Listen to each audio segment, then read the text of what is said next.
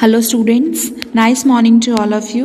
This is Sugan Chaudhary and today we will do our chapter 8, A House is Not a Home, of our Moments book of class 8.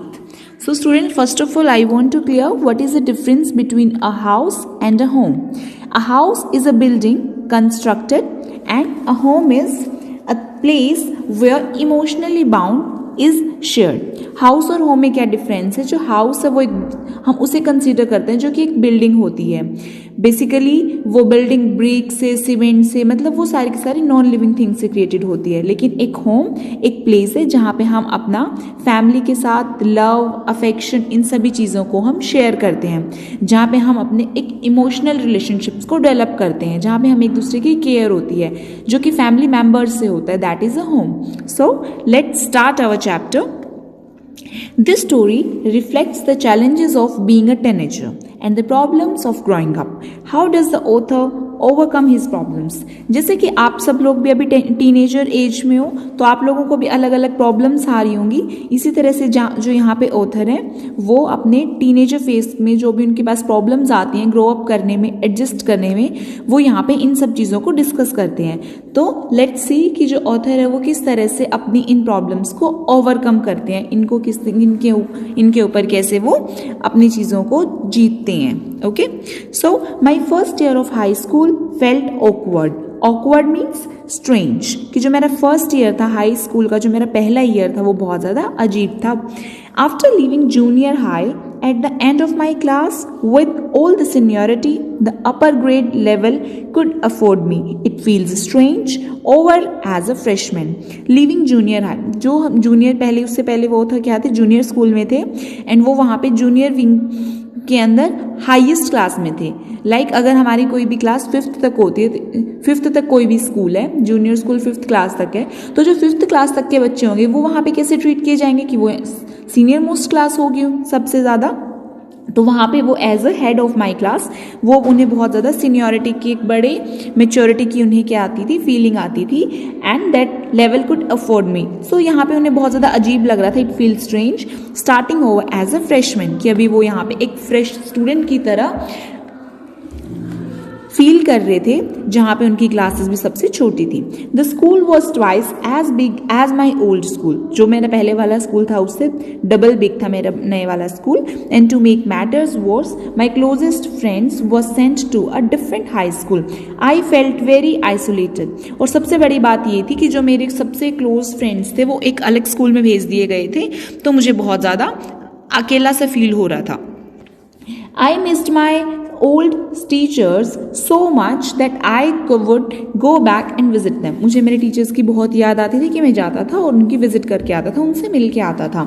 They would encourage me to get involved in school activities so I could meet new people. वो मुझे हमेशा encourage करते थे नई school की activities में part लेने के लिए, इन्वॉल्व होने के लिए, ताकि मैं बहुत अच्छा कर पाऊँ और मैं नए नए लोगों से मिल पाऊँ.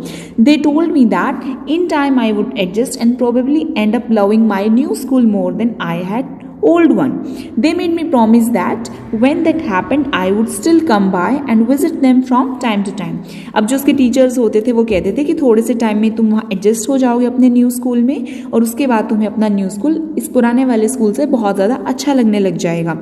और वो मुझसे प्रॉमिस भी लेते थे कि चलो ऐसा होने के बाद तुम फिर से हमारे पास विजिट के लिए तब भी आया करोगे. So I understood the psychology in what they are saying, but I took some comfort in it nonetheless.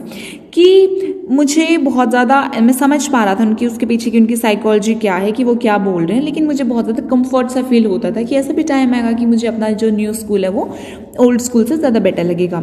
So one Sunday afternoon not long after I had started high school, मतलब जब उन्होंने new school high school join किया था तब उससे ज़्यादा time नहीं हुआ था. एक Sunday afternoon I was sitting at home at our dining room table doing homework, कि मैं अपना डाइनिंग टेबल पे, डाइनिंग रूम में मैं अपने वहाँ पे वर्क कर रहा था, अपना होमवर्क कर रहा था. It was cold and windy fall day. वहाँ पे बहुत ज़्यादा सर्दी थी, बहुत तेज़ हवा चल रही थी. And we had a fire going on in our fireplace. And हमने हमारे फायर प्लेस में फायर लगाई हुई थी, यानी कि जो अंगीठी होती है वहाँ पे, ताकि जो रूम है वो वार्म सा रहे क्योंकि बाहर बहुत ठंड थी. As usual, my red tabby cat was lying on top of my papers, purring loudly and occasionally sweating at my pen for entertainment sake. अब जो ऑथर थे उनके पास एक रेड सी टैबी सी कैट थी. Tabby means having grey colour with strips, मतलब जिसकी grey colour की strips थी. सो वो जो मेरी कैट थी जो उन्हें बहुत ज़्यादा प्यारी थी, वो उनके पेपर्स के ऊपर ऐसे लेटी हुई थी, मतलब वो वहाँ पे खेल रही थी. प्योरिंग लाउडली, प्योरिंग का मतलब क्या है? साउंड मेक्स बाय कैट, जो कि कैट जो साउंड क्रिएट करती है, that is purring. And occasionally swatting, swatting means hit करना, मतलब वो हिट कर रही थी मेरे पेन को बार बार, मतलब वो मेरे साथ शरारत करने की कोशिश कर रही थी. She was never far from me, वो मेरी जो कैट थी वो कभी भी मुझसे दूर नहीं रहती थी. I had rescued her when she was a kitten, मैंने रेस्क्यू का मतलब वो उन्होंने उसे बचाया था. सो मैंने उन्हें बचाया था, उसकी कैट को, जब वो किटन थी. And somehow she knew that I was the one responsible for giving her the good life. और इसी तरह से जो मेरी कैट थी वो उसे पता था कि मैं एक ऐसा बंदा हूँ जो रिस्पॉन्सिबल हूँ उसे एक अच्छी लाइफ देने के लिए. Here the good life means any comfortable life, जो कि एक कैट के लिए पॉसिबल नहीं होता, हर कैट के लिए पॉसिबल नहीं होता. जो पेट होती हैं सिर्फ वही लवेबल होती हैं ज़्यादा. So my mother kept stroking the fire to keep the house nice. Stoke का मतलब होता है फीड करना. जैसे कि हम कभी भी अंगीठी वगैरह लगाते हैं या फिर हम कभी भी आग वगैरह जलाते हैं, तो हमें थोड़ी थोड़ी देर के बाद लकड़ियों को चेंज करना होता है. उसमें न्यू जो वुडन चीज़ें होती हैं उसमें हमें ऐड करनी होती हैं या फिर उनको थोड़ा सा हिलाना होता है. दैट इज़ फीडिंग, यानी कि स्टॉकिंग करना. So suddenly I smell something strange. थोड़ी सी देर बाद मुझे एकदम से क्या हुआ कि मुझे कुछ अजीब सी स्मेल आई. And then I notice smoke pouring in through the seams of the ceiling. Ceiling क्या होता है? जो छत होती है, दैट इज टेरिस होती है, जो अंदर वाली जो छत होती है, अंदर से जो हमें छत दिखाई देती है, जैसे रूम के अंदर से जो हमें छत दिखाई दे रही है, दैट इज सीलिंग. तो मैंने देखा कि थोड़ी सी देर में सीलिंग में से सब जगह से थोड़ा थोड़ा सा धुआं आ रहा है. The smoke began to fill the room so quickly that we could barely see. और थोड़ी सी देर में क्या हुआ, जो वो स्मोक है वो पूरी तरह से ऐसे फैल गई कि हम एक दूसरे को देख भी नहीं पा रहे थे. मतलब बेयरली मतलब हार्डली हम एक दूसरे को देख पा रहे थे. Groping our way to the front door, we all ran out in the front yard. Groping का मतलब क्या होता है? Groping means जैसे कि टू सर्च ब्लाइंडली, यानी कि अपनी आइज़ को बंद करके हम किसी भी चीज़ को देखते हैं, या फिर हम जैसे अब उसे पता था कि वहाँ पे रास्ता नहीं है, या फिर वहाँ पे वो जो पोएट है, जो ऑथर है, वो किसी भी चीज़ को देख नहीं पा रहे हैं, तो वहाँ पे वो मतलब एक तरह से ऐसे ऐसे ढूंढते हुए वो बाहर आ गए. To the front door we all ran into the front yard. Front yard मतलब जो ओपन एरिया होता है, बाहर का जो आंगन वगैरह हो गया, वो ऐसे ग्रोपिंग करते हुए वो बाहर आ गए अपने आंगन में. By the time we made our way outside, जिस तरह थोड़ी सी देर बाद हमने अपने रास्ते वगैरह हमें पता चला.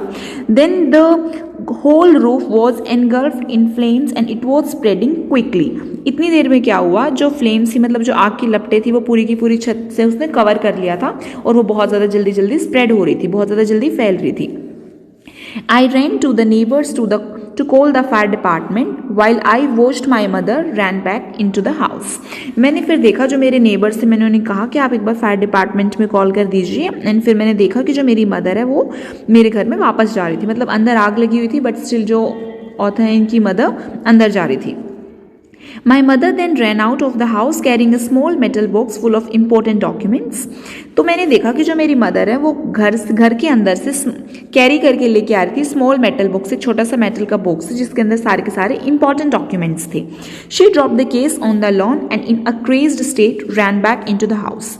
उन्होंने बाहर वो उस केस को, उस बॉक्स को बाहर फेंक दिया लोन में और फिर दोबारा से run back into the house, मतलब वो घर के अंदर चली गई सामान को लेने. मतलब जो उनकी मदर थी वो उस टाइम क्या कर रही थी, जो घर से इंपॉर्टेंट डॉक्यूमेंट्स हैं, कोई भी इंपॉर्टेंट सामान है, पिक्चर्स, उन सभी की सभी चीज़ों को वो कलेक्ट कर रही थी जो उनके लिए बहुत ज़्यादा इंपॉर्टेंट है.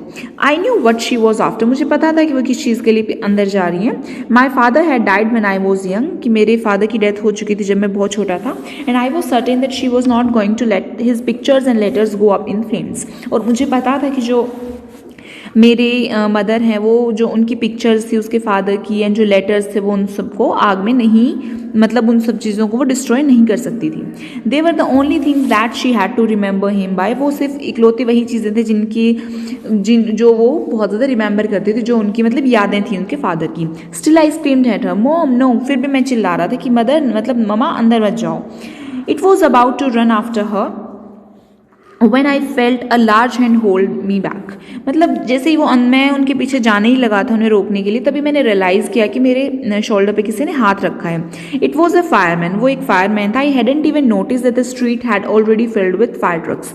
मैंने ऐसे मतलब अभी तक मैंने देखा नहीं था कि जो पूरी की पूरी जो गली है वो फायर ट्रक से भर गई थी, क्योंकि वहाँ पे फायर को एक्सटिंग्विश करने के लिए आ गए थे जो फायर वर्कर्स होते हैं. I was trying to free myself from the grasp, yelling, "You don't understand. My mother isn't there." So मैं इतनी देर में अपने आप को छुड़ाने की कोशिश कर रहा था, बट मैं और चिल्ला रहा था उनके ऊपर कि तुम्हें नहीं पता कि मेरी मदर अंदर हैं. He held on to me while other fire fighters ran into the house. उसने मुझे जैसे पकड़ा हुआ था, बाकी जो दूसरे फायर फाइटर्स थे वो अंदर चले गए थे घर के. He knew that I wasn't acting very logically. उसे पता था कि मैं बहुत ज़्यादा लॉजिकली एक्ट नहीं कर रहा. That if he were to let go, I would run. He was right. कि अगर उसने मुझे नहीं जाने दिया तो आई थिंक वो सही था एक तरह से, बिकॉज अगर उसने मुझे नहीं पकड़ा होता तो मैं चला जाता. It's all right, they'll get her. तो वो जो फायर वर्कर है जिसने मुझे पकड़ा हुआ था वो मुझे कह रहा था कि चलो ठीक है, लेकिन वो जो तुम्हारी मदर को वो बाकी ले आएंगे. ही wrapped a blanket around me and set me down in a car. Soon after that a fireman emerged from our house. कि उसने मेरे चारों तरफ एक ब्लैंकेट को रैप कर दिया और मुझे कार में बिठा दिया. थोड़ी सी देर बाद फायरमैन आया हमारे घर से बाहर निकलता हुआ with my mom in tow. In tow का मतलब है बिहाइंड हिम, कि मतलब वो अपने साथ मेरी मम्मा को भी लेके आया हो. He quickly took over to the truck and put an oxygen mask on her. वो उसने फटाफट से उन्हें ट्रक में बिठाया एंड उसके ऊपर एक ऑक्सीजन मास्क लगा दिया. जो उनकी मदर थी, जैसे कि जब बहुत ज़्यादा स्मोक होता है तो जो कोई भी पर्सन होता है वो सांस लेने में उससे बहुत ज़्यादा प्रॉब्लम होती है, क्योंकि वो धुआं अंदर चला जाता है, वो चौक हो जाता है अंदर से. दैट्स वाई जो यहाँ पे फायर फाइटर थे उन्होंने क्या किया होता कि मदर के ऑक्सीजन मास्क लगा दिया ताकि उन्हें सांस लेने में कोई भी प्रॉब्लम ना हो. I ran over and hugged her. All those times I have argued with her and hated her vanished at the thought of losing her. कि मतलब मैंने उस मोमेंट पे मैं भाग के गया, मैंने उन्हें हग किया, जबकि मेरे बहुत ज़्यादा आर्ग्यूमेंट्स हो जाते थे और मतलब जो कोई बार गुस्सा भी आ जाता तो वो सारे के सारे थॉट्स मतलब मेरे माइंड से ऑलमोस्ट वॉश हो चुके थे कि मैं मेरी मम्मा आप बिल्कुल ठीक हैं. तो मैंने उन्हें हक किया कि ये she is fine, she is going to be okay, said the fireman. तो फायरमैन कहता है कि ये ठीक हो जाएंगी. She just inhaled a little smoke. Just इन्होंने थोड़ी सी स्मोक को इनहेल कर दिया है, अंदर ले लिया है. And then he ran back to the fire, back to fight the fire while my mother and I sat there gazed. उसके बाद वो दोबारा से फायर के को मतलब डील करने के लिए, उससे फाइट करने के लिए वो दोबारा चला गया. तब तक मैं और मेरी मदर एक दूसरे मतलब देखते रहे. डेज मतलब एक कंफ्यूजिंग सी पोजीशन में कि एकदम से ऐसे क्या हो गया, एकदम से आग कैसे लग गई. I remember watching my house burn down and thinking that there was nothing I could do about it. मुझे अभी तक अच्छे से याद है कि मैं अपने घर को जलते हुए देख रहा था और मैं सोच रहा था कि इस पॉइंट ऑफ टाइम पे मैं कुछ नहीं कर सकता. 5 hours later the fire was finally out. मतलब 5 घंटे के बाद जो आग थी वो पूरी की पूरी तरह से ख़त्म हो गई थी. Our house was almost completely burn down और हमारा जो घर है वो पूरी तरह से जल चुका था. But then it struck me, लेकिन एकदम से मुझे ऐसे झटका सा लगा. I hadn't seen my cat, कि मैंने अभी तक अपनी बिल्ली को नहीं देखा. वेयर वॉज माई कैट, मेरी कैट कहाँ है. Much to my horror I realize that she was nowhere to be found. लेकिन फिर मैंने रियलाइज़ किया कि मतलब मैंने जब से आग लगी मैंने उसे एक बार भी नहीं देखा है, वो कहाँ गई. Then all at once it hit me, the new school, the fire, my cat. I broke down in tears and cried and I was suffering loss big time. तब एकदम से मुझे बहुत ज़्यादा एक बात ने हिट किया कि मतलब एक के एक साथ मुझे ऐसे लग रहा था, एक के बाद एक मेरे साथ बहुत ज़्यादा बुरी चीज़ें हो रही है. सबसे पहले तो एक नया स्कूल, ठीक है, एंड फिर मेरे घर में आग लगी और अब मुझे लगता है कि अब मेरी कैट यहाँ पे नहीं है, तो मेरे साथ इतनी सारी की सारी बुरी चीज़ें हो रही हैं. तो मुझे इन चीज़ों ने मतलब मैं बहुत ज़्यादा लॉस्ट फील कर रहा था. बिग टाइम का मतलब है एक हैवी नुकसान हो चुका था. The fireman wouldn't let us go back into the house that night. तो जो फायरमैन था उसने दोबारा घर के अंदर मुझे जाने ही नहीं दिया था उस रात को. It was still too dangerous, because थोड़ा सा तो डेंजरस था. डेड और alive I couldn't imagine living without knowing about my cat. कि चाहे वो डेड है, चाहे वो नहीं है, चाहे वो जीवित है या नहीं है, लेकिन मैं अपनी लाइफ को इमेजिन नहीं कर सकता बिना मेरी कैट के. Regardless I had to go, लेकिन स्टिल मुझे जाना था. We piled into the car with just the clothes on our bags and few of the fireman blankets. फिर हम फटाफट से जैसे कार के अंदर घुसे. गेट इनटू पाइल्ड मीन्स क्या होता है, गेट इनटू प्लेस. एंड हमारे पास वही कपड़े थे जो हमने पहने हुए थे, और कुछ थे जो कि फायरमैन की जो ब्लैंकेट्स थे। And made our way to our grandparents house to spend the night, और फिर हम अपने ग्रैंड पेरेंट्स के घर चले गए थे अपनी जो बाकी का जो टाइम था, बाकी की रात को स्पेंड करने के लिए। सो स्टूडेंट्स, ये वाला जो हमारे चैप्टर है हम यहीं तक करेंगे। सो आई होप यहाँ तक का आपको अच्छी तरह से समझ में आया होगा। And in our next part we will cover the remaining chapter. So if you have any doubt or any comment, then you can directly, any doubt or any query, then you can directly comment in the comment section. Thank you very much. Have a beautiful day. Take care of yourself.